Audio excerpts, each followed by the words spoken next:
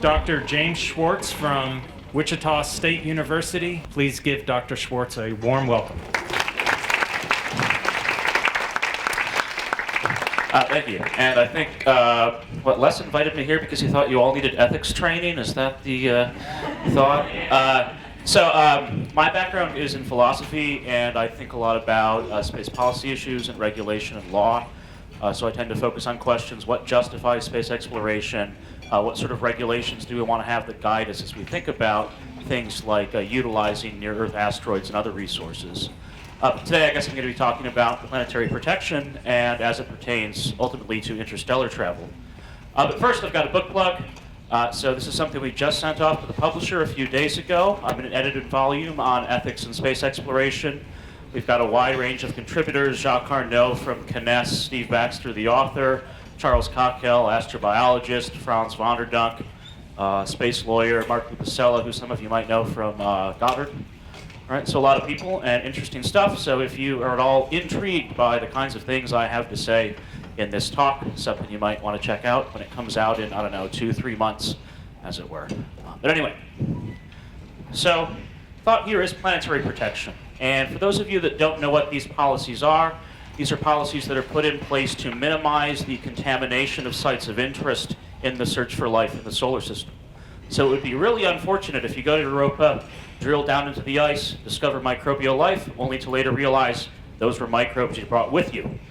So there are varying degrees of varying protection policies based on where you're sending your mission to, whether it's a flyby mission, a lander mission, a rover mission, those sorts of things.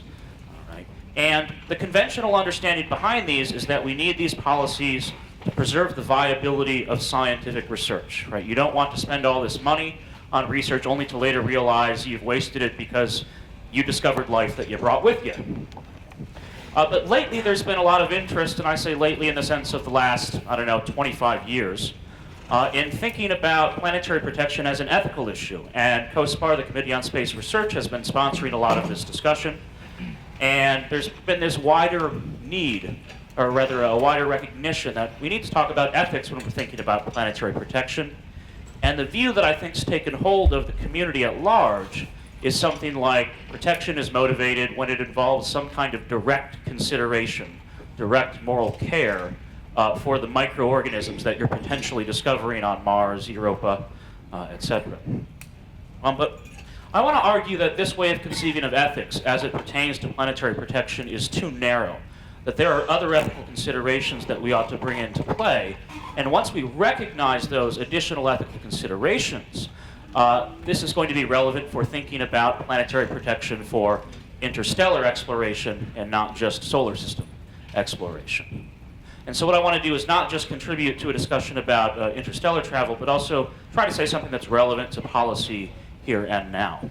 That's where most of my work tends to focus. So I'm not going too far out of my comfort zone, I guess is the claim here. Well, so what does COSPAR say about the motivation behind planetary protection? This is in the preamble to their policy, that the conduct of scientific investigations of possible extraterrestrial life forms, precursors, and remnants must not be jeopardized. And you might think there's no ethics here. This is just a statement about protecting scientific interests. And yet we get reactions from folks like, Carl Sagan, who says this about Mars exploration: if there's life on Mars, I believe we should do nothing with Mars. Mars then belongs to the Martians, even if the Martians are only microbes. The existence of an independent biology on a nearby planet is a treasure beyond assessing. And the preservation of that life form must, I think, supersede any other possible use of Mars. This is from the Cosmos book. This sounds like an ethical claim to me. The idea that if there's life on Mars, that's worthy of protection for its own sake. That life is valuable whether or not we think there's any use we could put to it. And that would be a reason to protect the environments on Mars. And there are sort of, more modern versions of this view out there. Charles Cockell has sort of been a main advocate of a position that we ought to treat microbes with some kind of moral consideration. And he asked this question more recently.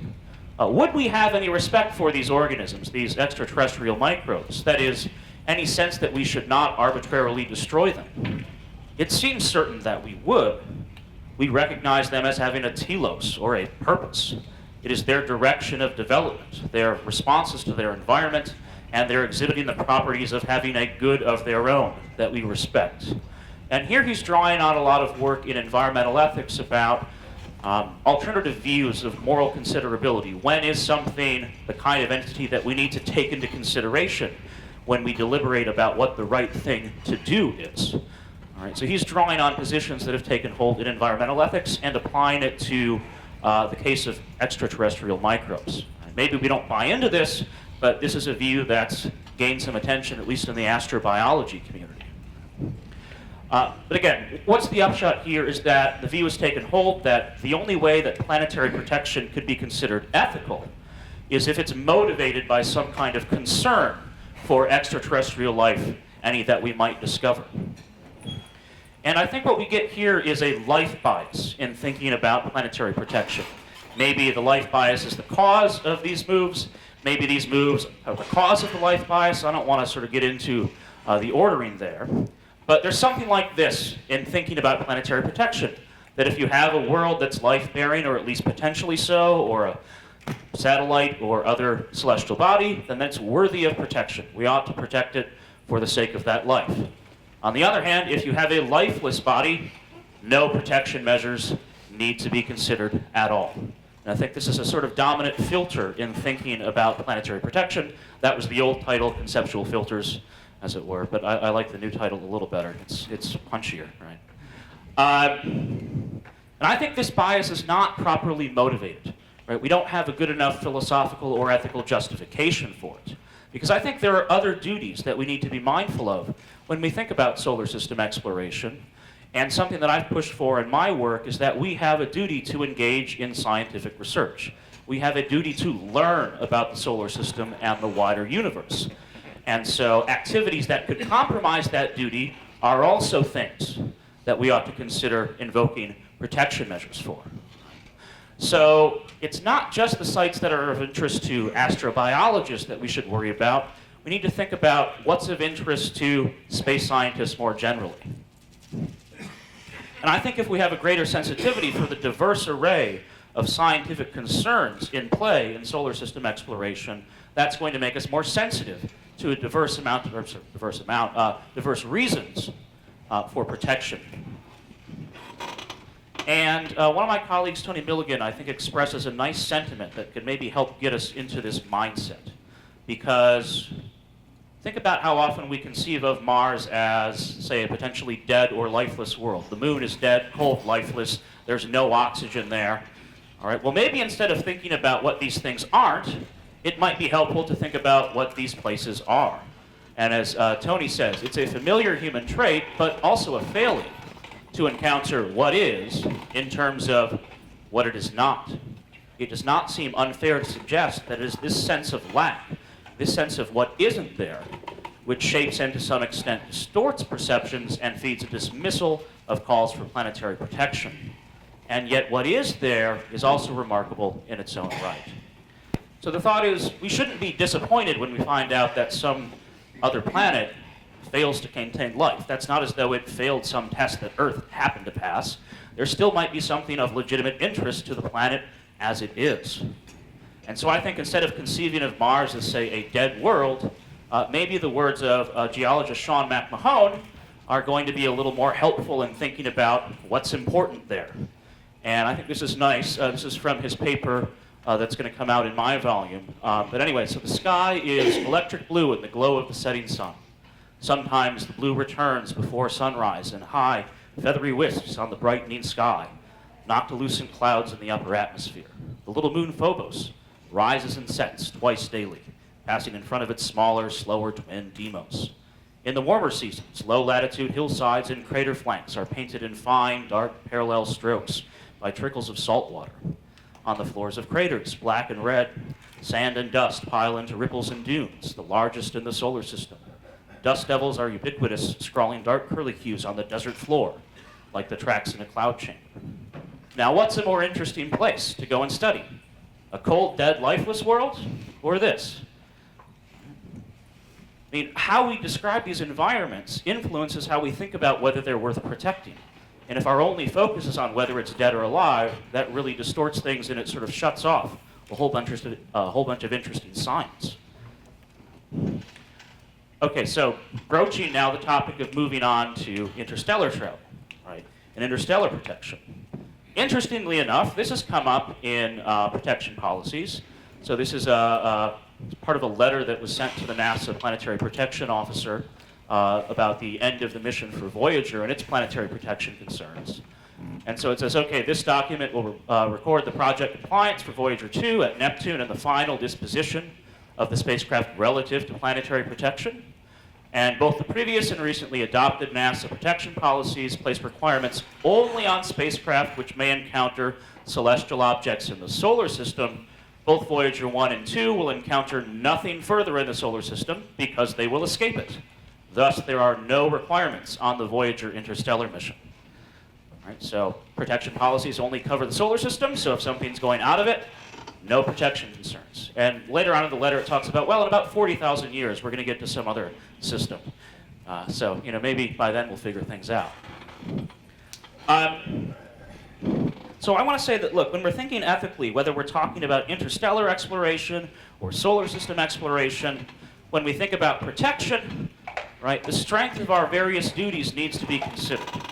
And I think this duty to acquire knowledge about the universe is something that's always going to weigh heavily on us. Now, what's one of the things we always talk about when we talk about justifying interstellar travel? It's this long-term duty to ensure the survival of our species. But if we're going to think more contemporarily about what can we do right now to enable interstellar travel, what are the most important activities to think about in the short term, right? I'm going to say, look, there's no rush to colonize interstellar space. Right? This duty we have to continue our species is something that exerts its force over the very long term. And if what you're concerned about is surviving the next 100, 200, 300 years, guess what? There's going to be stuff that's going to kill us off that interstellar travel just won't help, right? Asteroids smacking into the planet, right? Global climate change. If we don't solve these problems, we're not going to get to the point where we have the technology to go to interstellar space. So if you want to solve these local problems, well, they need local solutions. So no rush to colonize. Right? Does that mean there's no rush to any kind of interstellar activity whatsoever? Certainly not. Right? It just means that we have a long-term duty here, and that's going to mean it's compatible with preserving other solar systems for scientific study for an extended period of time. And I think that, look, if you've got a pristine, unexplored system, that, like Sagan says about another biosphere, is a treasure beyond assessing. And that's not something we should disrupt or contaminate by over-hasty settlement. So I think, ethically speaking, we do have a motivation for protection policies for interstellar travel. It's the protection of scientific research of these other systems.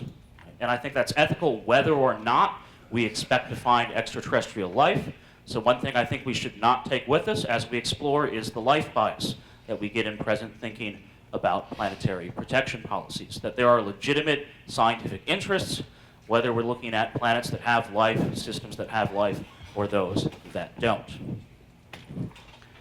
Now, what are these policies actually going to look like? So it's one thing to maybe motivate the idea that we should think about protection for interstellar travel, but it's another thing to actually make sense of what these policies could potentially involve. And here's going to be a bit more speculation because until we're actually ready to send out a mission, we don't know what our capabilities are, so it's hard to know what risks are going to be associated with those. But it seems sensible to me that protection is going to be most needed in the early phases of interstellar exploration. That is, when we know least about the systems that we're exploring.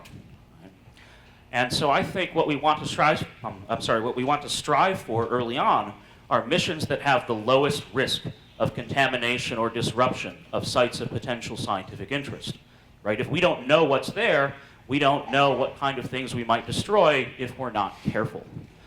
And so what does this mean? I think it means initially we need to focus on robotic exploration. And I think if you're thinking about sending humans anyway later on, you probably don't want to send them into a situation they know nothing about. So you're probably going to be on board with robotic exploration as an initial phase anyway. So what are some questions we might grapple with thinking about robotic missions as far as planetary protection is concerned? Well, how do we make sure the spacecraft is sterile on the long voyage? Right? Cosmic radiation might solve that one for us. Right? But have to think about decontamination of spacecrafts on these missions. How do we know the hardware and software are going to hold up on the mission? So it's one thing to send a vehicle out to another solar system, but we need to make sure it works when it gets there and it sends back good data. Because if we don't get those things, then we're not learning anything about the target system, and we're not preparing ourselves for any future missions to that system. Is the software going to be good enough to mimic the activities of a scientific community? So it's one thing to have a few instruments on board that can snap a few pictures as it goes on a long, fast flyby, but at the same time, you'd like to have some sort of intelligence there that can spot, hey, that's interesting. Let's pause here and look a little closer.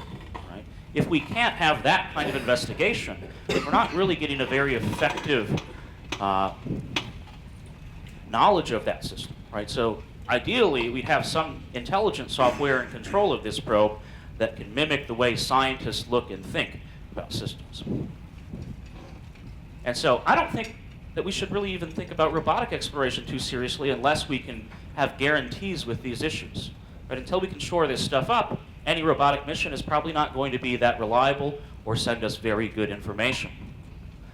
And so things that I think are clearly undesirable in this situation, that is for initial exploration here, not necessarily in the very long term, but for initial missions, I think von Neumann probes, self-replicating machines, terrible idea. That sort of massive in situ resource use, we don't know what we'd be destroying by sending out self-replicating machines. Crewed missions that require in situ resource use. Again, if we're sending people that are forced to use resources from the system without knowing what's there in advance, we don't know what we might end up destroying, what of interest to science might be destroyed here. And similarly, life-seeding missions, I think, initially are not good ideas because, again, they're going to populate a planet, ideally, with life forms. Now, again, was that planet something we would have liked to study before that seeding took place? Now we have no way of knowing. Right? And any other mission that's going to have a similar risk of contamination or excessive disruption to things that are of potential scientific interest. So I want to leave you with this thought here then, from Rolston in a paper about 30 years ago about protection in the solar system. And he says that humans are now in a poor position to say what the formed integrities elsewhere in the solar system are.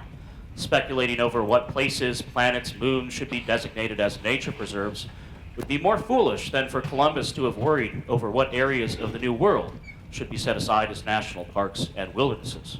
All the same, in retrospect, our forefathers would have left us a better New World had they been concerned sooner about preserving what they found there. And I think that's a nice thought for us to carry forward. We're not going to know what these policies look like, but it's still a good idea to make sure we're having an active discussion about what protection should look like for interstellar missions. Thank you. Time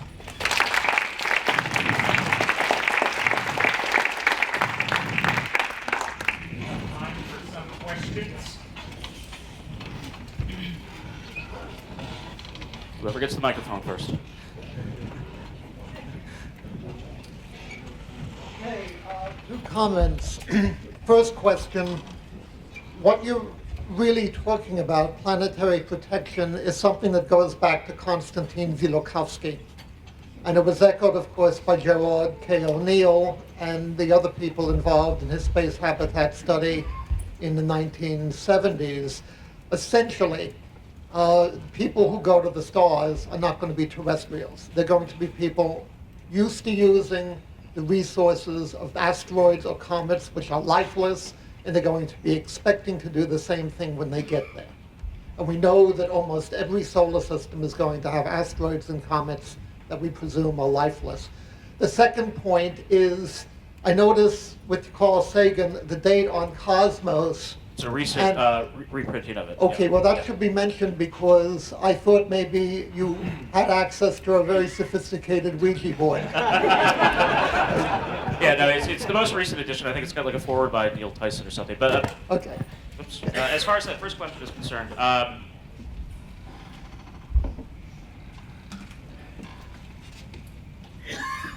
so I guess the point I would motivate is not that we have to bar resource use eternally, as it were, but we just want to make sure there's a period of time where scientific minds can get together and decide, is there anything here we really need to investigate? And so I just sort of want that to be the first era of any exploratory phase is, let's wait a decade or two, let's figure out if there's something here we want to study before we go and start developing things. Hi, I have a two-part question. The first, ethicists don't all agree with each other about things. There are schools of ethics, so I'd kind of like to know what school you tend to favor. For example, Kant or Dewey or Rawls or Peter Singer. That's part one. Part two is the problem with essentially abstract announcements of ethical principles is that they don't actually look at trade-offs.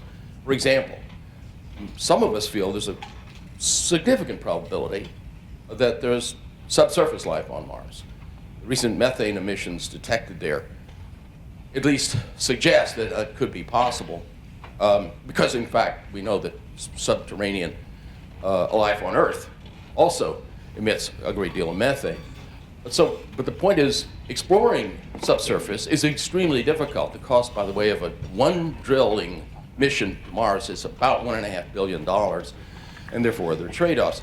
But the most likely way to explore would be to go into one or more of the several hundred caves we already know exist on Mars. In fact, I wrote a whole novel about this, published in 1999, called The Martian Race. So the second part of the question is, how does an ethical system confront these trade-offs? It's not a matter of abstract principles. It's got to be also practical. Good. So then quickly. So I think what you find in discussions about space policy, there's a lot of convergence in what you say regardless of what theoretical position you take. So whether you're a consequentialist or a deontologicalist, whether you're a Kantian or a Benthamite, the things you're going to say about what to do are probably going to be remarkably similar.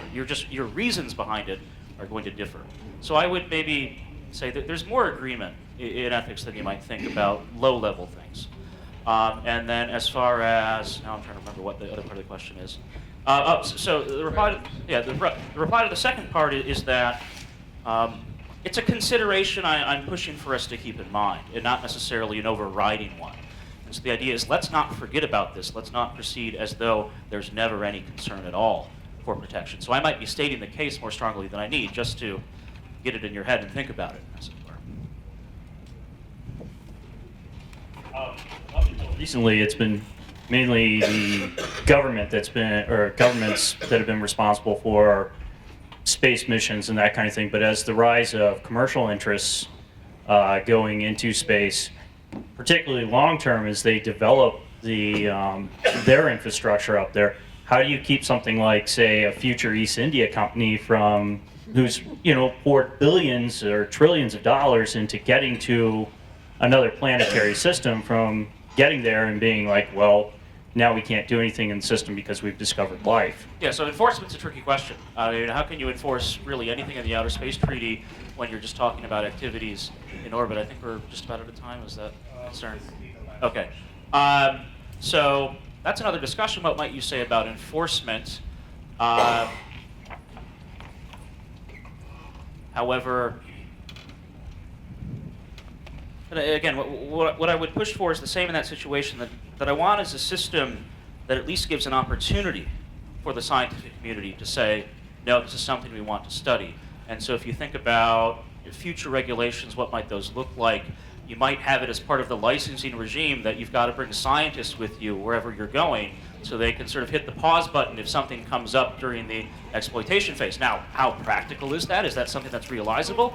Well, something similar like that is happening with the ISA's deep sea mining, or at least more of a social justice issue. So it's not that far removed from the kinds of policy discussions that are taking place about things like mining of the deep sea bed. Thank you very much.